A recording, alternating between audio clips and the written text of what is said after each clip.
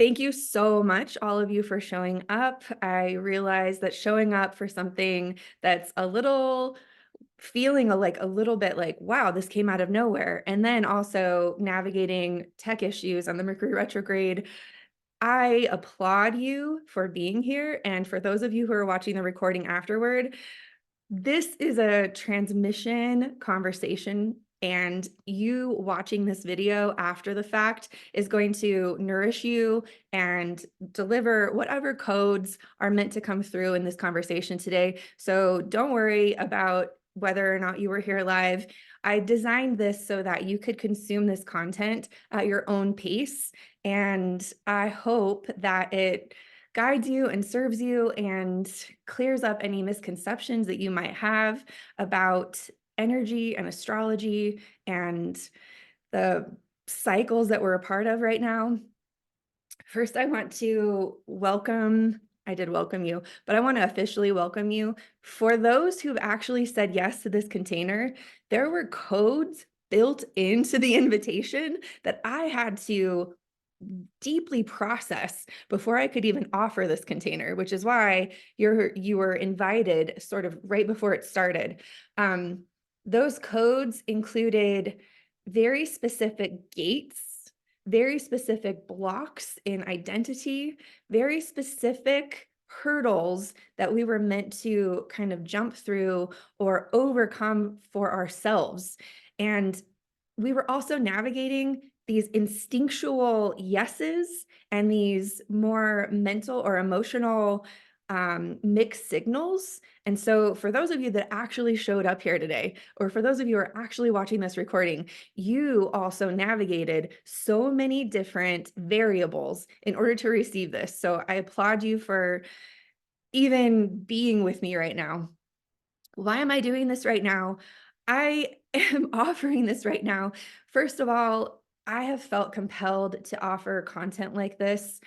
I've been offering content like this for years and years and years, but recently I did an entire content detox. I stopped all of the output so that I could understand more clearly what the next 20 years of being in relationship with the outside world, what it's really about for me. And I wanted to clear out any of my relationships with obligation. My obligation relationship had more to do with the universe. I'm so introverted that sometimes I need even space from my guides. And so I just took like a massive time away, and that helped me to clarify more clearly how I can serve the community that I care about so much, which is you. And so we're here today because I finally got the energetic green light, and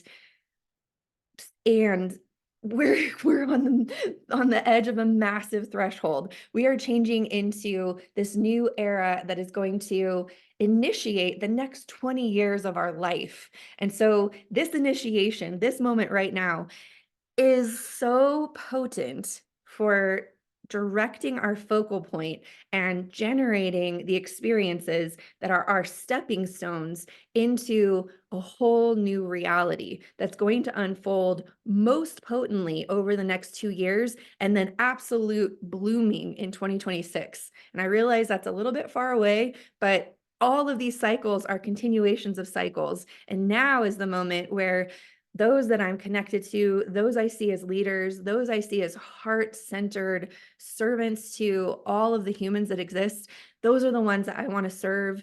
And the reason why I created this as a donation-based offering is because literally offering something in Aries season during a retrograde is going to dig at all of our survival needs. And money sometimes has to do with survival, not for everyone, but for a lot of people. Money is the thing we buy our food with, buy our house with, pay for our car with so that we can get to where we need to go to buy our food. Money is this thing that we associate sometimes to survival. And Aries season, especially with an eclipse and a Mercury retrograde, is going to challenge all of that very, very deeply. And it's going to challenge our relationship with how we meet our survival needs. Aries season also is a time when we're really testing our identity around our survival needs and how we meet the need as a as an identity. So that's why I'm offering this right now. It's the beginning of the astrological year. And as I offer these quarterly containers, we're going to move very consciously through each manifesting quarter. Every quarter has an initiating energy, a maintaining energy, and a change or harvest energy. And those all feed into the next cycle. And so starting something in the initiating part of the cycle and bringing us into clarity and consciousness about how we use this initiating energy is going to impact all of the rest of the cycles. And I feel strongly that because I've been granted access to this incredible field of wisdom, I can't keep it to myself. I feel deeply compelled to share it. And even if, like, I've asked myself, what makes my heart sing so deeply? And it is literally transferring information to people that I care about so that they can use that information in their lives to make their lives more rich. And this is my platform. So I appreciate you joining me in this platform. Some of you know me and some of you don't. I'm going to just give you a really brief story about who I am and why I came to bring this information to you.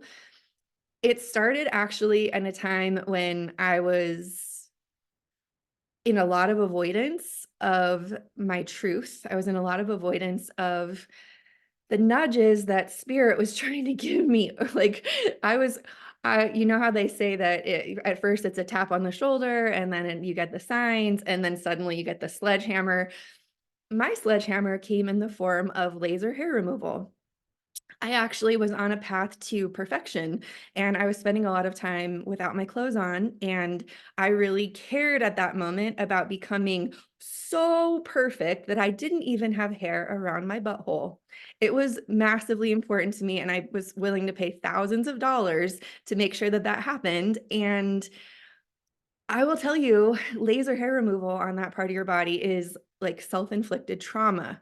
And something that we don't all know about that type of trauma is that it can sort of force energetic awakening. It can shoot energy from the base of your base chakra. It can shoot literally light energy all the way and awaken and activate things that you're not meant to awaken and activate until you've spent some time integrating gently through meditation and yoga or whatever.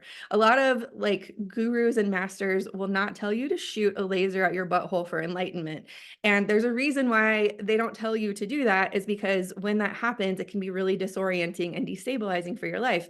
And so here I was, post laser hair removal, the top of my head popped completely open. I was literally reading files of world and human history that I should have not had any access to. I was a fashion blogger. I was just trying to sell vintage clothing and be really awesome naked.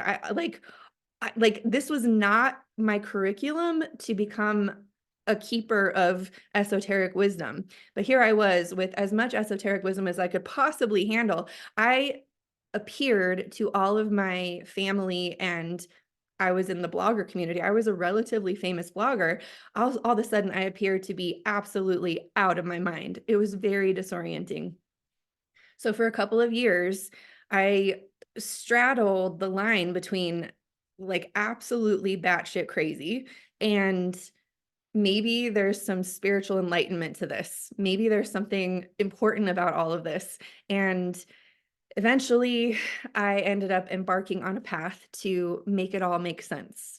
And so in 2012, I divorced, I went off on my own, and I started my journey of discovery. And I found all the teachers. I've been through so many different modalities. I've done a lot of different types of work, including entity work with shamanism, past life regression, all like everything you can imagine about like working with the fourth dimension, loved ones who have passed, entity stuff, all that stuff. I went through that.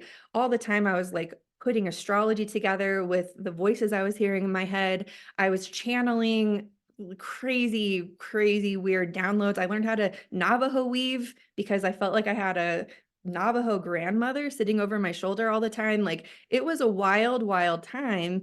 And in the process, I picked up so many maps. And over the course from 2012 to now, all of the maps have coalesced into a really concise, tidy, integrated body of work that I live my life by. And now, through the course of these quarterly containers, I would like to drip feed this wisdom to you in a way that you can really experience, really feel, really discover and touch. I want to invite you to have your life as a living library and classroom. I want every experience you have to be flavored with these magical eyes of seeing that there's so many layers of knowing that's available to you in every single moment. And it starts by destabilizing the crap out of your base chakra, which is exactly what I did with the laser hair removal, but we're not going to initiate things that fast. We're going to do things gradually, 1 month at a time over the course of a year, and it should be gentle and graceful. And yes, destabilizing, but I promise in the very best way possible, because it's not everyone's path to be thrown into the deep end. And if you want that, your life will deliver it whether you listen to me or not. Like, you don't have to do any, you could be just minding your own business, fashion blogging, and all of a sudden the top of your head will pop off. And that's your journey. I trust your journey. I trust my journey. And I'm just so happy we're all here together now. So that's my story. Okay, so for this session, we're in Aries season, and I want to share with you some misconceptions about Aries season that pop astrology has totally misled all of us to believe. It is not okay with me. I'm so upset about it, actually, because it's completely given us an extra layer of neurosis. It wasn't enough that we thought we were supposed to be certain ways and all these things. Now we've got astrology telling us that during Aries season, we're supposed to initiate, we're supposed to put that fire in, start the new thing, get there, show up, drive, blah, blah, blah. These are misconceptions. This is what happens when someone reads a list of traits of Aries season and decide that they are going to share that with the world from a space of not really actually embodying the true energy of Aries. So let me explain to you what the true energy of Aries is. Aries is actually very, very similar to the energy that it takes to birth a baby out of your base chakra. Now, not all of us have birth babies, so I don't expect everyone to really understand that, but I'm going to just have you imagine for a moment that you've been growing something inside of your body. You've been putting your blood, sweat, tears, cells, brain cells, you've been putting every part of your body into growing something that you're so invested in. It feels like life or death, right? And you've been holding it and holding it and holding it. And there's both fear and excitement about the bringing of this thing into your world. Now, there's a moment of transition between I'm incubating this. I like the idea of this. I'm excited about the new identity that I'll get to have once this thing happens. I love that at some point there's going to be a change, and all of a sudden, this massive life-changing thing is going to happen. And I have no idea when this will happen. Now, in modern days, we like to schedule that shit. Some of us love to know that we can schedule it, we can induce labor, we can have a C-section, and we can control some of this very uncontrollable primal experience. And if left to nature, there would be a strong, irrational, not chosen by you experience that would be instinctual and almost completely out of your control, that would initiate the movement of this transition, the movement of this position of being the maiden or being the one who's incubating, who's visioning, who's dreaming something into becoming, who's investing, going from that place to, and it's a done deal. It's happening. It's here. That doesn't happen based on our will. That happens because natural rhythms initiate it to happen. The instincts that we're meant to get in touch with in Aries season are the instincts that are generated from our body. And those instincts are going to say, now I feel inspired to do this. Now I have the energy to get into the flow state. Now I can like press send. Now I can write that copy. Now I feel it. I have the energy for it. And you also need to remember that these come in contractions. You might have a little tiny spurt of energy and then feel absolutely exhausted. You might bring some of the wisdom down and then feel completely blown out. When we're experiencing cardinal is an initiating force, fire is a passionate energy. This is not sustainable fire.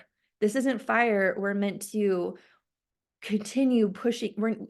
In fact, if you push when the like contractions are not there, you can actually cause swelling and damage and inflammation to your body that's counterproductive for bringing this thing earthside. And how many of us think that Aries is just about turning the steam on and going without taking the breaks when the fire and the energy has subsided? We've been given an eclipse and a retrograde this year. The universe is working so hard to realign us to natural rhythms of contractions and rest. We will notice that things aren't going to work well for us if we try to push, even when there's not a contraction. We're going to get sick. We're going to blow ourselves out. We're going to notice that, oh my gosh, the links didn't work and the thing is in customs and all the like it's not flowing and it's not feeling as productive as I would love it to be. And the universe just doesn't care about your project. I'm sorry. This is the daunting part of it all. The universe loves you and wants you to be in relationship with the work you do in the world and with the things that you want to bring your child, your creation. And the universe wants you to work with it, wants you to co-create with it. And this is not just something that you get to control with your brain. Aries has little to do with the brain. In fact, during a Mercury retrograde, the brain is like the weakest link in the entire system. What the brain can do is pay attention to the body and show up when the body says yes. It can it can say, yes, I have the grit to actually lay down and sleep right now in between these contractions. And I have the trust, I have the faith to know that this resting period will prepare me properly for the next contraction. So that is ultimately what Aries season is truly about. And it's not the other, like, I want you to also consider after that baby or that business or that thing or the action, after that action does get earthside, ooh, it is not a time to be anywhere but here. Ideally, you would be able to just lose track of time. You'd be able to lay in your bed and enjoy the bliss and joy.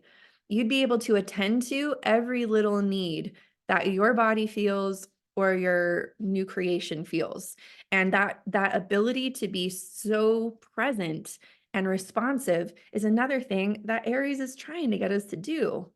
When we're over and over and over and over and running our wheels, we're not necessarily responsive to the crying of the needs of this new creation. We don't know the little is about feeding it. And it doesn't need to turn into full blast alarm bells if you're actually present and attending to the tiny little stirrings that your new creation, your business, your endeavors are presenting to you. So I hope that helps to clarify some of the misconceptions of Aries. And I hope that, if anything, it's actually shifted your perspective of your expectations of what is going on right now. your expectations of yourself.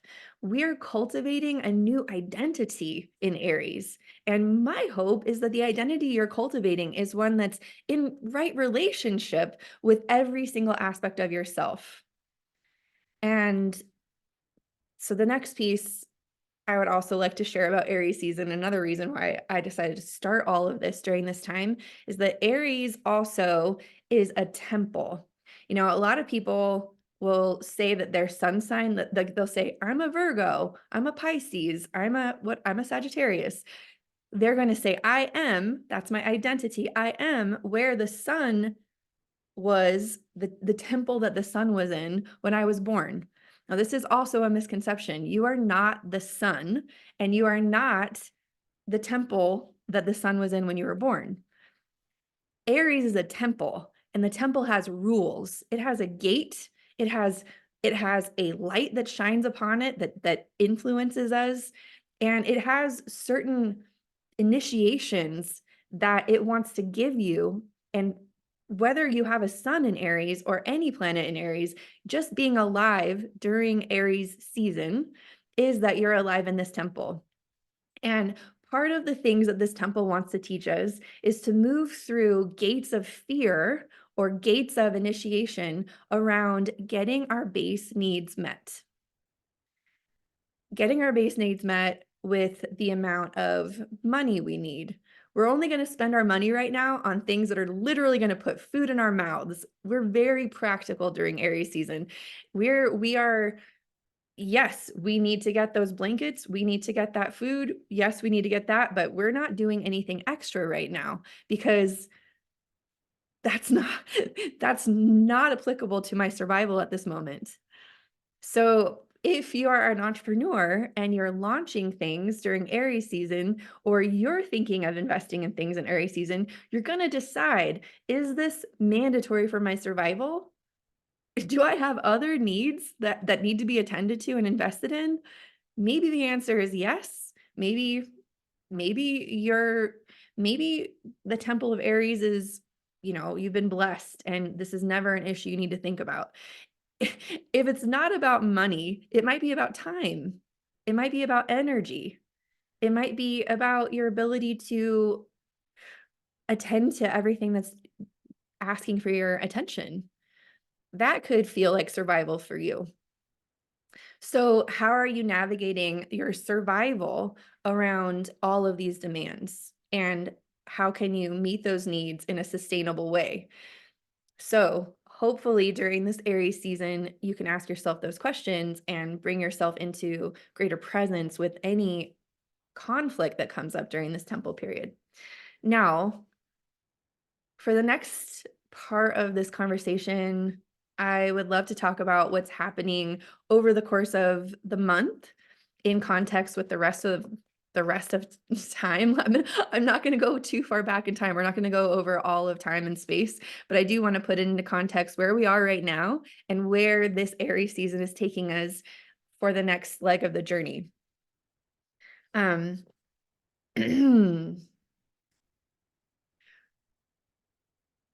I'll go back as far as last July.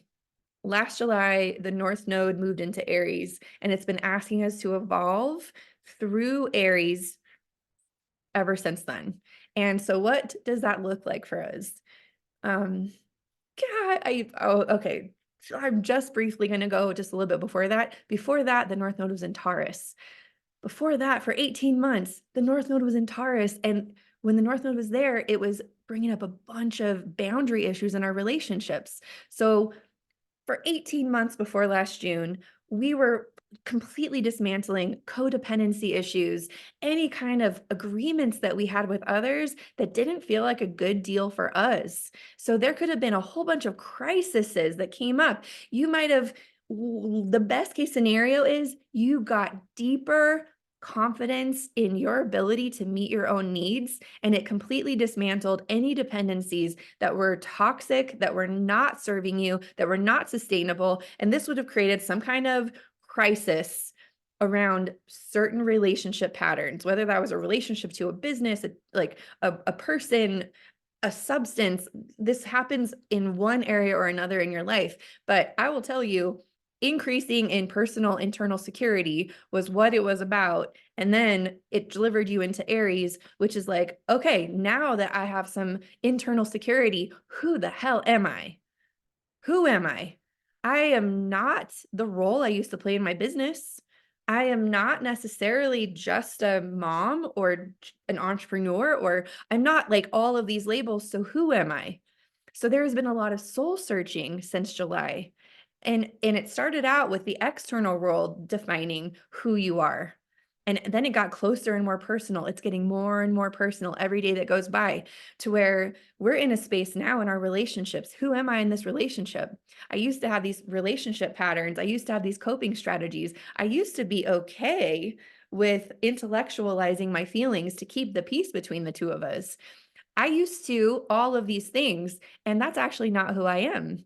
Who I am now is something raw, something instinctive, something that can't really be defined. I've been so many things. How can I even put myself in a box? So this is the work that we're being asked to evolve through right now. These are the questions we're being asked to answer. And the eclipses are moments when big vacuum cleaners are coming in and extracting little tiny bits more of whatever that false identity used to be. So if you've been feeling any challenges, if you've been feeling like amazing new beginnings, either of these pieces, you probably are experiencing both simultaneously, new beginnings and endings, because that's literally what part of the cycle we're in. And so all of it is designed to help us to understand who we are on an instinctive level. Your instincts are the ones that said, yeah, Christina's doing this thing. Yes, I'm going to do it. Now, this is the very first part. Instinct is the very first part of perception. I'm going to briefly go through the ladder of perception, and I want you to know that we're going to go more deeply into this ladder every single month. We're going to master one part of the ladder, and then we're going to move up the ladder throughout the months. And in our workshop space, that's going to happen on the 25th, which is the day that Mercury goes direct, we're actually going to do some activities that will help you to clarify your own perceptual ladder. And now let me explain what the perceptual ladder is. The perceptual ladder is, I'm standing on the shoulders of psychologists, philosophers. I'm standing on so many shoulders right now, I can't even list them all, but I'm going to just share my version with you, and in a story that will be accessible for you to remember as you're living your life and letting your life be your living library and teacher. So the first thing that happens with any perception is there's a stimulus. There's a sound. You see something, someone says something to you. There's a jolt of some kind that gives you an instinctual reaction to the stimulus. So an example could be a car is honking. You hear a car honk. Now, ah, I have two metaphors that I use for this, and I'm like battling between which metaphor I want to use. I'm not going to use the car honking one. I'm actually going to use the chandelier one. For those of you who've been around for a while, the chandelier one is my favorite one for a couple of reasons. Okay, so let's say you're standing in a building and a chandelier falls right in front of you. That's a huge stimulus that if you've never experienced a chandelier falling in front of you, it's a super, super novel experience. Most people have never actually experienced that. And it's loud, it's shattering, it's disorienting. You don't even have any thoughts when the chandelier first falls. You're just having an instinctual reaction to that chandelier falling. Now, that instinct that you feel in your body is going to trigger some kind of somatic, emotional sensation inside of you. The initial trigger is so quick, but before you can even think, you're having an emotional response. It could have taken your breath away. It could have been so loud that you got like nervous, your heartbeat started increasing. All of a sudden you're like, "Whoa." This is all precognition. It's just the sensation that your body is experiencing from the initial spark. The next piece of perception. So first perception is the stimulus. The next perception is the somatic sensation from that stimulus. The third thing is your mind gets involved to try and explain what just happened. Now, based on your history, you're going to pull out a file about something that matches the sound of that chandelier falling, the visual of that chandelier falling, the literal, like, have I ever seen a chandelier fall? The like social reference points. Have I ever seen a movie where a chandelier has fallen? So your brain immediately goes into research mode to try and explain to you why you're feeling the way you do. You could also pull up a file that is titled whatever the sensation was that you just had from the chandelier falling. All of those files are a moment of research. And then based on the research that you've done in all your files, you're also going to move that research and the meaning that you made from all your research into the next perceptual state, which is having to do with your value system. Every single person has a different value system. And your value system is going to decide what you do or what action you take from the meaning that you made from the stimulus that you had. So all of a sudden, your value system activates, the action happens, and then whatever action you take is going to create an outcome in your world. So this is something that I want to break down with you over the course of the next few months, and I want to workshop this with you in our next call. And I would love to tell you how many different experiences of chandeliers falling. And I think even just doing this, we would probably have, like, as many people are here, we probably have that many explanations of what this could have meant and what you would do about it. Now, this is how perception works. And Aries season this month is trying to get us in touch with the very first part of that. We're being asked to let every single part of our life be new. Experience the novelty of each moment. Have some space and time with just the stimulus itself. Slow it down enough. Let your brain be so overwhelmed and confused that you can't even make up stories about what all of this means anymore. Let it just be instinctual. And I promise, if you start to strengthen the slowing down and the perceptual piece during this month, it will set you up for the most creative year of your life. The reward of this is that you could create something so unique that you've never labeled or experienced before. And that's the promise of doing this work. Because often what happens is we have a stimulus, we have a sensation, we file it, we tell ourselves what that means without even experiencing it anymore. Our values tell us to keep consistency. We act in a way that maintains consistency and safety, and we end up experiencing the outcome of something very similar to what we experienced just before. We keep things safe. And if you want to create a novel, fulfilling, beautiful, instinctive life, we've got to slow that process down. And this is the month where we're doing it. And we've got lots of different aspects this month to scramble that entire process for us. So now I have 15 minutes left of this hour. I'm going to go over the aspects of the month, and then I'm going to open it up for conversation questions, and I'll read the chat as well. Okay, so as you all know, maybe you don't know, the 1st of April started us out. Well, I could go back a little bit. The 1st of April started us out with a Mercury retrograde, and we were between eclipses. I don't know about all of you, but ever from the beginning of April onward, I felt like I was being, like, moved back and forth. I want to do this. I don't want to do this. I'm going to do this. I'm not going to do this. I have this in a very emotional part of my chart, but no matter where you have Aries, no matter where you have this Mercury retrograde, there's going to be some part of your life that's going to be like gas and brakes, unweave it a little bit, wait, move forward, contractions, like contractions, push, now rest. It's It probably intensified the weekend right before the eclipse. If you didn't pop emotionally or mentally before the 8th, then you might be having some eclipse hangover symptoms this week.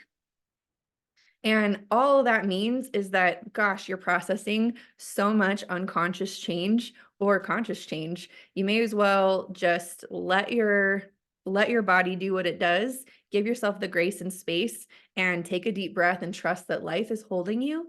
Life's got your back. Life's trying to deliver all the things to you that you need. You just need to let yourself receive it.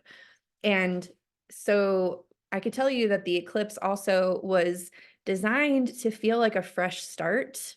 It was designed to give you some spaciousness around the way that you respond, react, show up. It was designed to kind of vacuum cleaner out parts of yourself that you just don't need anymore. And any residue that you're feeling might just be a little bit of your system's desire to hold on to security and stability. And if that's the case, just honor that and try to trust your instincts a little bit more. Um, Yesterday was the 10th and Mars was in a conjunction with Saturn. What that means is that we kind of came up against a wall yesterday. There was a strong disciplinarian, structured law, rule. Something was like saying, hey, listen, do you have skin in this game? Are you committed to this? Do you really want to step into the next level of your incarnation? And whatever pressure that we may have felt yesterday, however we responded to that, that was designed to create some space today to receive a new message. So at some level, I hope that you committed to something. Maybe it was this that you committed to, but I'm fairly certain there are probably several things that you felt like you had to commit to yesterday.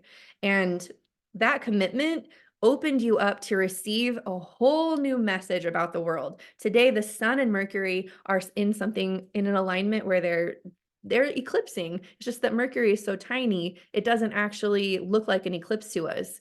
But when Mercury and the sun are in an eclipse, especially after the sun just received an eclipse with the moon, we're getting massive openings for downloads, transmissions. And I'm so grateful for it because I had no idea how I was going to structure this talk until 10 minutes before we started it.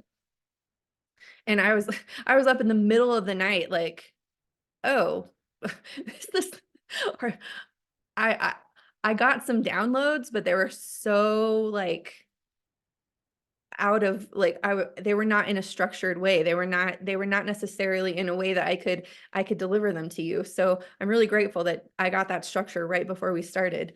Um, this eclipse or the Mercury Cazimi is a renewal of Mercury-like things. So you may find clarity around your messaging. You may find clarity in your ability to speak today. Mercury is about to move to be a morning star. It's about to be reborn. And when Mercury is reborn, that's when we've really gone through all of the mental recalibration that we're being asked to have right now. So we're just at another eclipse moment right now. And if it's not firm and clear yet, don't worry. The cycle is going to continue and continue delivering all of the strength in it's like each one of these characters is a character trying to give you strength in some area, but when it goes through an eclipse, it's temporarily dies so that it can come back stronger. So if anything's feeling impotent or weak in your life right now, just know that it's going through a renewal process and it will come back with new skin, nice and strong and virile. But that's not the way it feels right now. The next thing that we're really going to want to pay attention to is the 15th of April. That's when Mercury in its retrograde comes back to Chiron, which is the wound. Now, I'm sure you all heard that the eclipse actually happened in a conjunction with Chiron. And when Mercury comes back to that conjunction, or that spot that Chiron is, it's going to bring with it some clarity about what that wound, what the medicine that this eclipse was about, what it actually is about. So just be anticipating some clarity around what your medicine is, what your healing is about during this time. And know that around the 15th, that's when you'll probably have a different idea about it. On the 17th, Venus and the North Node are coming into a conjunction. Now, this is a moment where we will feel instinctively. It's sort of like the trigger that I was talking about that tells you it's time. Okay, it's time. Venus will feel it's time. It's time to commit. It's time to show up. It's time to receive this. It's time to step into my mission, my legacy. It's time to move into the confidence of my identity, my new identity. We could find that a lot of us are claiming a new identity around the 17th. And then on the 19th, Venus and Mercury come together. So even though it takes a minute to really feel it, the 19th, we might even be speaking it. We might be sharing it. I imagine a lot of prolific expression coming through on the 19th. And then right on the 20th, we have this huge burst of power when Jupiter and Uranus come into a conjunction. So you can see how this sort of sets us up. We're like emptying out, clearing out. I don't know who I am. I don't know what's going on. I don't know what I'm thinking. I'm ready to commit to something, and it's opening me to receive something new. That new receptivity is giving me a new story about the medicine that I get to experience in my lifetime. Now I know who I am. I know what I want to do. I know who I want to be. I'm going to speak about it. And now I'm going to experience this massive shift in my physical reality because of it. If you're waiting for some physical jackpot in your life, you're waiting for all the news to come in, all the money to come in, all the time to show up. If you're waiting for that, it will arrive around the 20th. And this also could be when you know what actions you need to take. This is like, let's go. So prepare yourself. If you feel desires to rest between now and the 20th, rest, because the big movement, you're going to want the energy for it around the 20th. In addition to that, Venus will come to a conjunction with Chiron on the 21st. The weekend of the 20th and 21st is so massive. I wouldn't be surprised if it, to be honest, it just feels like a massive windfall. It feels like huge relief. It feels like all the resources that you've been praying for. It feels like the green lights. It feels like the commitment. It feels like the yes. If someone owes you money, it feels like they paid you. If you've been waiting for some kind of tangible expression from your partner or lover, this is the weekend where that tangible expression shows up. And whatever happens, it's going to completely shift your trajectory toward the new 20-year cycle. The sun will be in a square to Pluto. And this is when you're like, oh, finally I'm pivoting. Finally it's go. Finally I'm moving forward. So we get that green light, and it just simply, it's like the quantum leap that we've all been waiting for. We'll have a full moon on the 23rd, and then Mercury will cross the North Node and turn direct. The 25th will meet again, but this is when everything is like, yes, all the hard work, all the anticipation, everything I've been waiting for, finally, it's go time. This is akin to a part of the cycle where you're checking out of the hospital with your baby and you're going home. Like the hard work is done. You got it.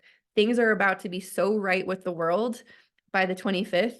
And then the last couple of days of the month, the 29th and 30th, this is when we get Venus going into her temple of Taurus. We get Mars moving into his temple of Aries. We get Mars in a conjunction right before that with Neptune. Literally the end of this month is like, and now it's all working. Everything's okay. All of my fear, all the apprehension, all of that buildup, it's finally over and everything is right with the world.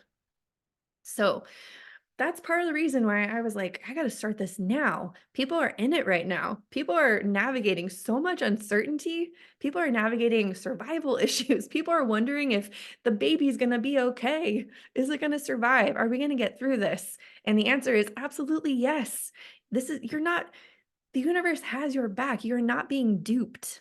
No one's tricking you into creating. This is divinely guided. It is divinely granted. Your desire is your birthright, and the will. I will tell you. I'm not going to go into that. Let me just tell you that our frequency is manifesting so freaking fast now. I will just think, I was just like entertaining the idea that my daughter might start asking me for a phone. The next afternoon, she's like, Mom, I have some friends at school. I'm wondering if I can get it. And I'm like, what?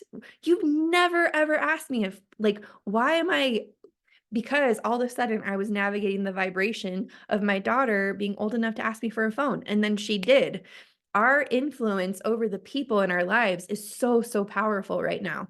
Our field is so powerful, which is why understanding the impulses and the perceptual process that our field is always emanating, once we have some consciousness around that, we can emanate in the field blessings, abundant blessings, peace in our relationships, like magnetism in our businesses, success on all levels. Like we, while the universe doesn't care necessarily about the success of our endeavors, it does desire us to be in alignment with our creative force. It does desire us to fully incarnate into creative beings. And so that's what we're doing. Oh my gosh, it's literally 11 o'clock. I am going to open this up now for some conversation, questions. I'm going to go ahead and read the chat. I'm so grateful again that you stayed all the way through this transmission, and I cannot wait to be building on this for the next year, even though these are quarterly containers. I'm going to go ahead and bring it into gallery mode. If you want to come on screen, you absolutely can. If you've got to take off for other things, you totally can do that too. Bye-bye.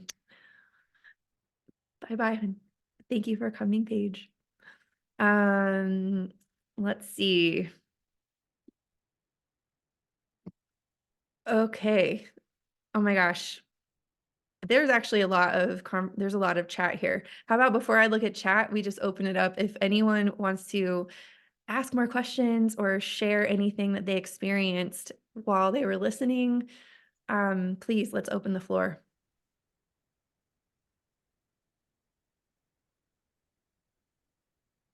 So I'll pop out with something. Yeah. This happens to me a lot. Like you start talking about all the things that we're supposed to experience and manifest and morph. Well, not supposed to, but like what's out there in the universe. And then I just get all this anxiety because like I'm not doing it and I'm not doing it right. So, so I just feel like there's all this pressure, right? It's like, oh my God, I'm supposed to be what by the 20th?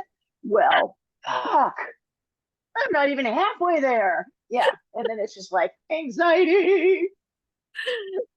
That is so real. And like, that's exactly also how people who are about to undergo a massive transition also feel.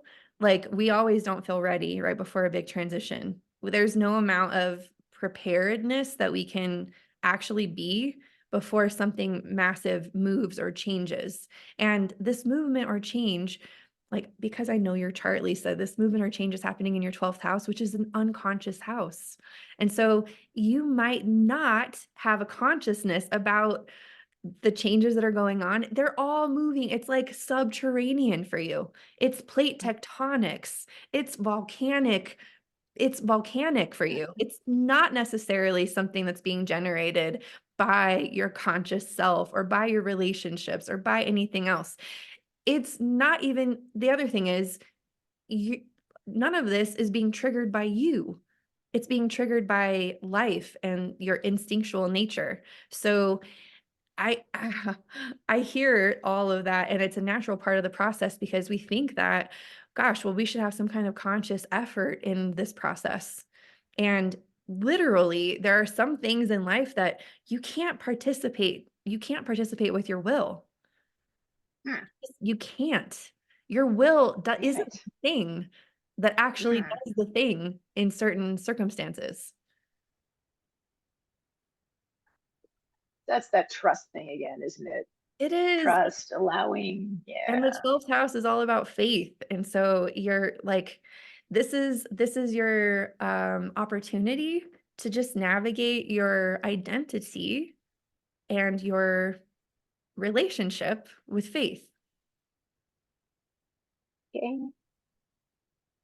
I know it's tricky, and it's not really meant to be comfortable, which is like, Oh, that's good news. I wish I could just tell everyone, oh, if you do everything right, everything's super graceful and comfortable. Not true. Nope. Then I'm doing something right. Good to know. I I'll jump in actually because Lisa, you as like a I'd like to say recovering person who has to get things right. It's very much a part of who I am, or at least who I've been. It's interesting because just to offer the perspective of listening to you, Christina, and this happens often. I can track that everything is completely on track with what you've just said in my life. However, it is not because I am doing it. And that's like, that is what I want to highlight. I did not know that these things were lining up this way. I didn't see it coming, right? I get to go backwards now and go, wow, oh, I see how this is all happening. And to me, this is the greatest point in faith and in surrender is when I get to remember every single time, like, oh yeah, this is happening, whether or not I'm thinking about it, whether or not I think I'm in control of it, whether or not I'm doing it. And so that's what I fucking love about what you share and how you share it and how you teach it. I mean, I think about just down to like my eye roll of literally, this isn't, well, depending on, how you read my chart. I've been doing whole sign lately just because it's sort of fun and interesting to see that map. But this has been either impacting my 6th or 7th house, right? Depending.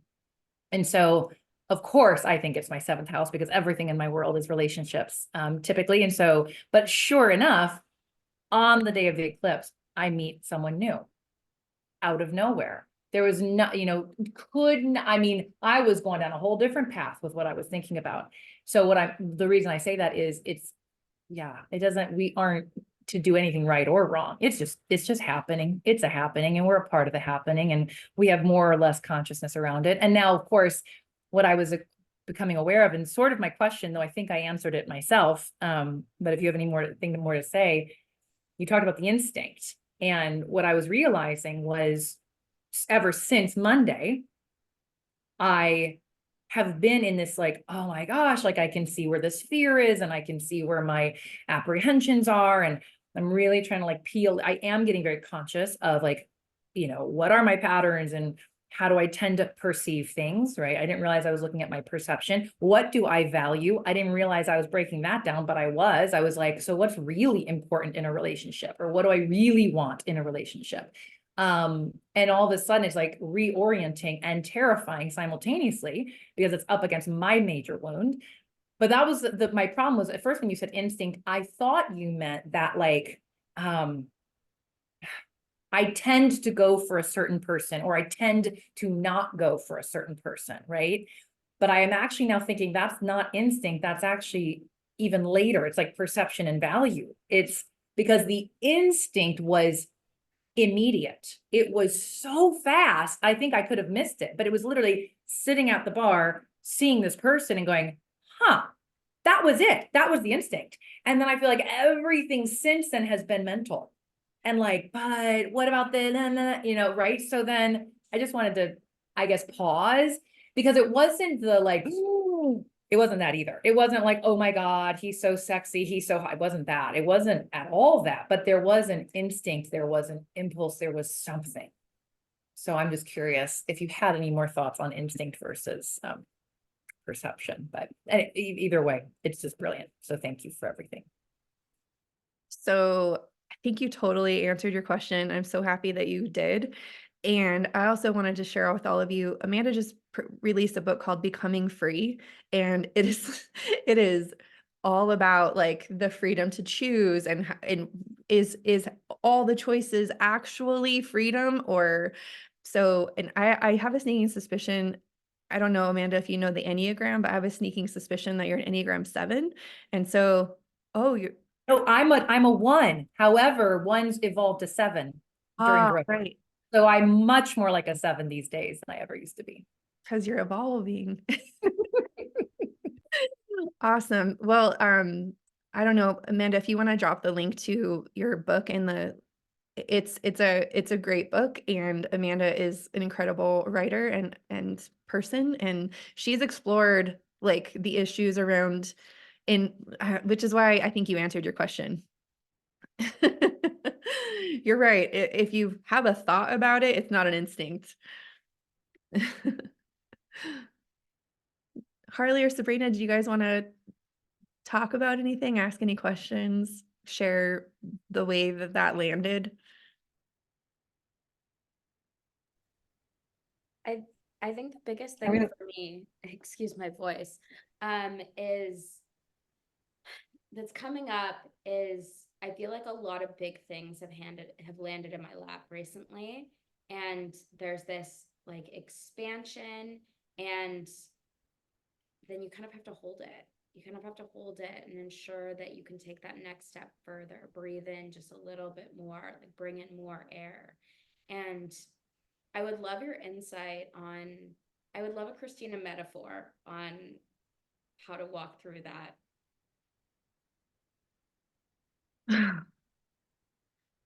I too feel that there's a lot that I could partake in at this time. I'm feeling that like so many things have dropped on my plate. Yeah. And something I've told myself so many times is I can do everything. I just can't do it all at once. And sometimes things feel time sensitive, and it feels like, well, if we don't harness it now, we're going to miss it. And I have another code in my system that says that anything that's truly meant for me will never pass me by. And if it's meant for me, you better nudge me at least 3 times. Like if I'm about to pass some shit by, you drop that shit back in my lap. Like bring it again. That's how I know. There's been a lot of things I've been partaking in that on first blush, the initial instinct was like, yes. And then I got in my brain about it, and I was like, oh no, no, I'm not doing this. And then it was like, well, if I do that, can I still do this? And I'm like, how?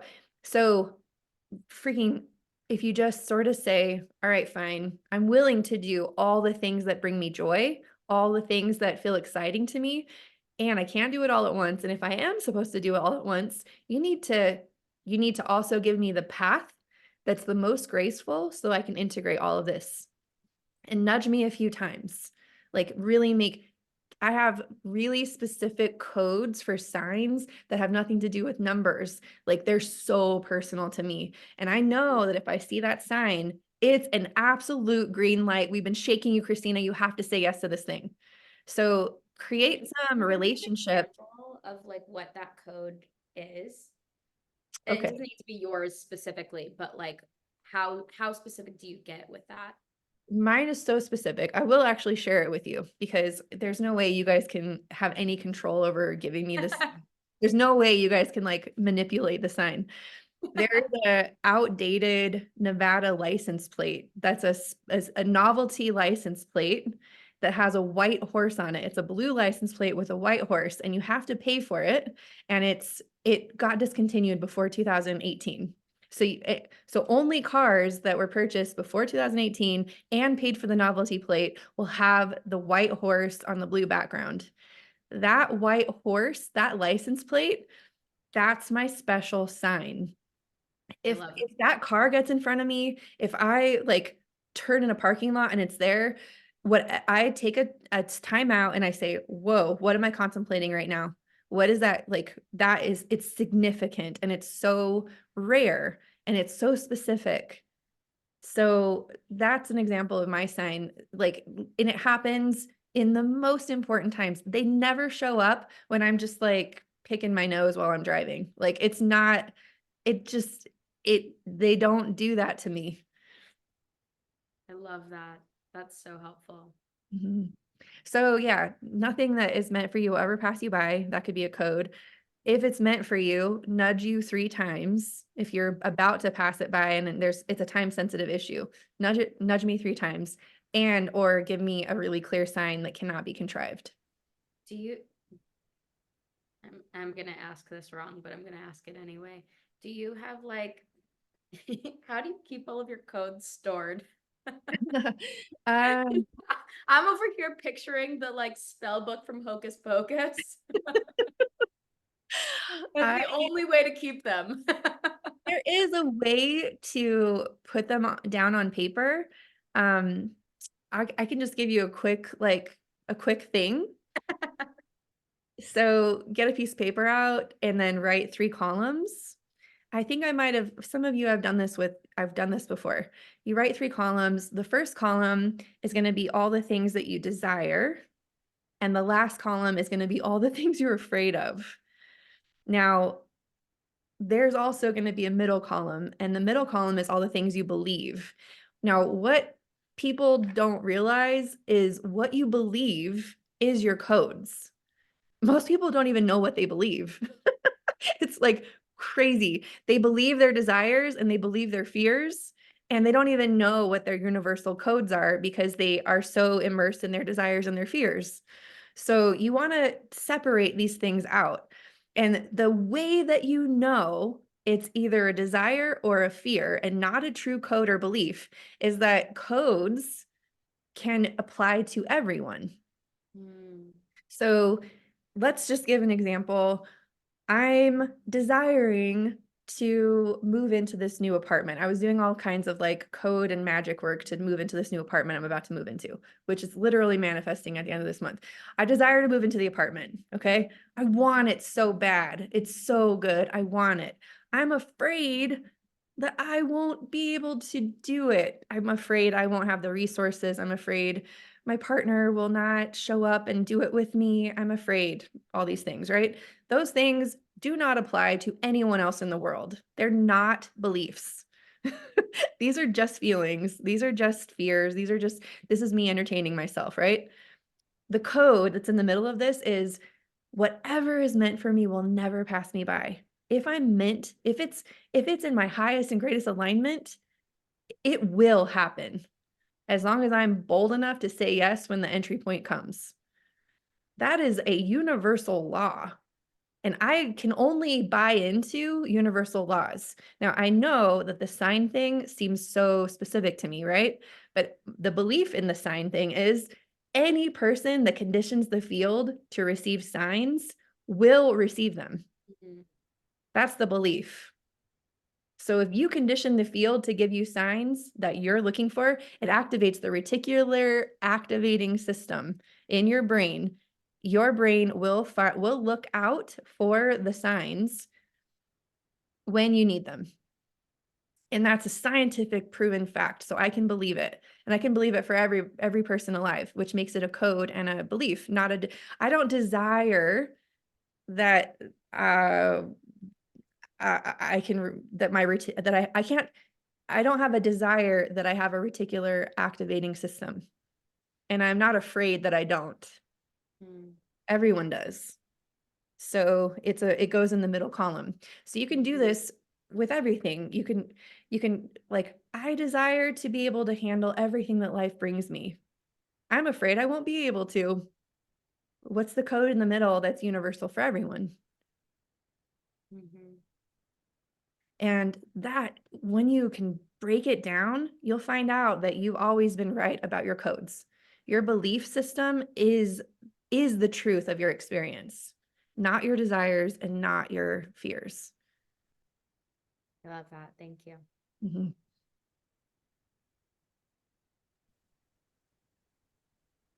Sabrina, did you want to share or talk or ask or anything? Yeah, I mean, a lot of things, it just kind of felt like that whole conversation was like specific for me. It was just very weird.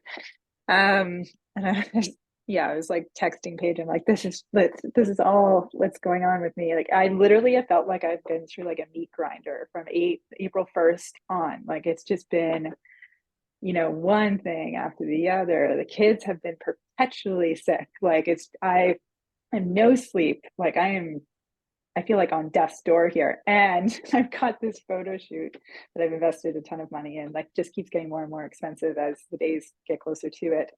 That I got to travel for and like stay healthy for, but like, how do you stay healthy when everybody in the household is sick and you're so stressed out and you've got like, you just feel like you've been through like a Mack truck is just like has hit me and it's just like reverse and forward and reverse and forward. I'm just like, where's the reprieve?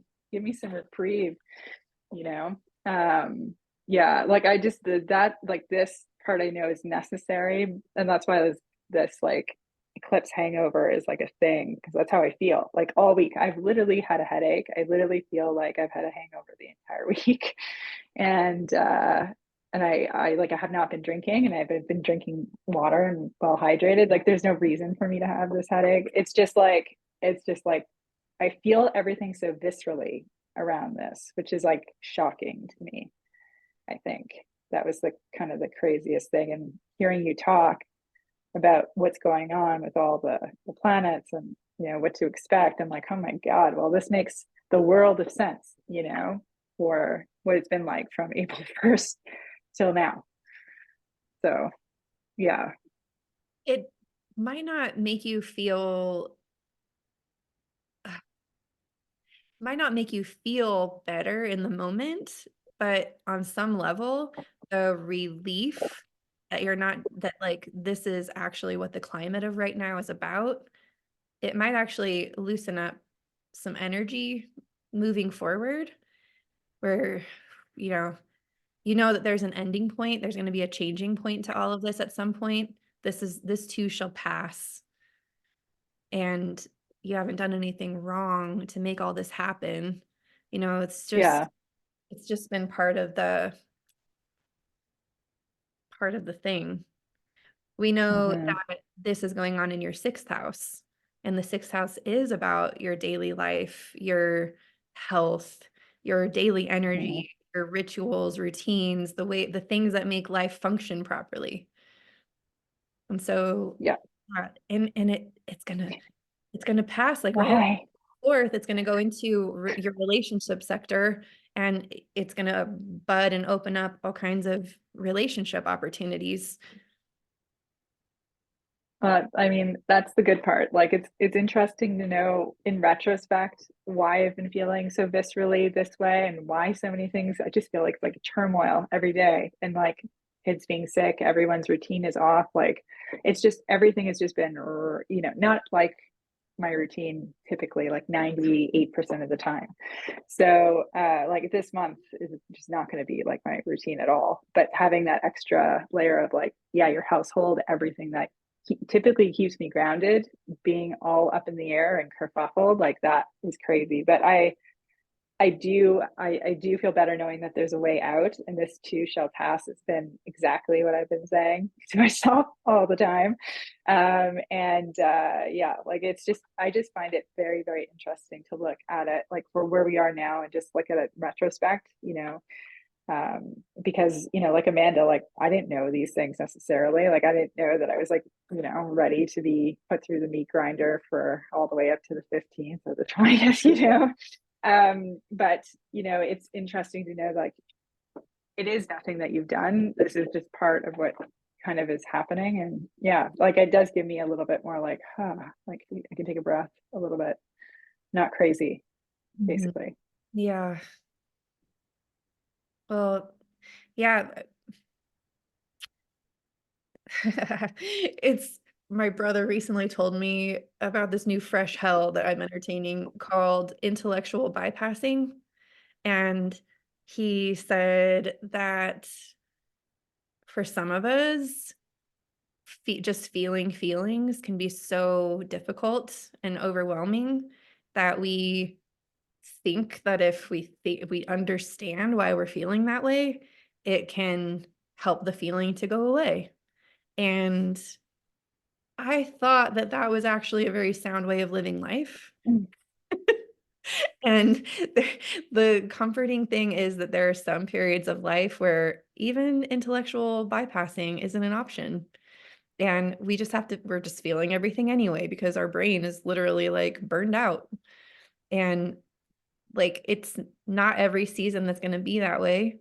But he said that the pros of using the mind to label the emotions or to understand why, the pros of that are we can really triage pretty well. We can handle like a lot of chaos and we can stay calm in a storm. We can like keep our cool in a fight and de-escalate the energy if our partner's not feeling abandoned by that intellectualizing, which could also make things worse. But anyway, so that's some of the pros, but the cons are that we don't actually really enjoy anything. We don't actually feel the spectrum of emotion, and we don't actually experience our life from a physical level. We're just observing everything. And that's actually not a fulfilling experience. It's quite depressing on some level. And so that is new. He just introduced that concept to me on Tuesday. And I was just like, oh shit. Because I'm pretty sure that my entire journey with astrology has been an effort to intellectually bypass what the hell is going on. And there's still some benefit, especially when we're managing or maneuvering through a lot of variables. Like we can triage pretty well until we can't, until it's overwhelming, until we literally just can't hold it all. And then we end up having breakdowns and all the feelings have to rush in all at once. And so this is something I'm conscious of and initiated like Sunday microdosing to help me navigate so I can kind of like shut my brain down temporarily and allow some of those emotions to come through and to clear my filters, my emotional filters every Sunday at least. Take some sacrament on Sundays, you know. So but you know, there's lots of different. I asked him, what's the remedy? And he's like, you just gotta feel your feelings. I'm like, yeah, easier said than done, man. And he's like, I know, like my brother's just like me. So oh, Amanda says this is why she drinks wine. Yeah, medicine of all kinds, right? Well, my intention was to have this container closing after 90 minutes, which we're coming up on that time. I'm gonna send this recording to everyone that wasn't actually able to make it here, whether that was a retrograde thing or my system was all messed up or whatever. And I am super excited about the workshop on the 25th. Oh, God, I didn't even say it. I'm gonna have to say this in the email. There's a Telegram space where I am going to be dropping regular transmissions, and it's in the portal. If you have not made it to the portal, make sure you put your email address in. It should generate. So if you've donated, I didn't even thank everyone for donating. If you've donated, thank you so freaking much. I got donations from people that aren't even here, probably because they thought I would give them the Zoom link, and now I feel really sad. So if you've donated, you still need to put your email address in so that it generates the email stream for all of the content and invites you into the portal and all those things. So it's just a way so that I can send emails directly to this group instead of sending emails to every single person in the system. And in the portal, there's a link to the Telegram space. I have another Telegram space that I was using, but I felt like I needed to create a new one specifically for this group. And so I did, and I haven't left any messages there yet, but that'll start now, mostly because once you join, you don't get to see any messages that happened before you join. So I wanted to make sure that everyone kind of got in there before I started dropping messages. So I'll send an email about that too. And I think that's all the housekeeping. I totally did it at the very end when everyone's already gone, but that's okay. Thank you guys very much. I'm so happy you received this. Thank you.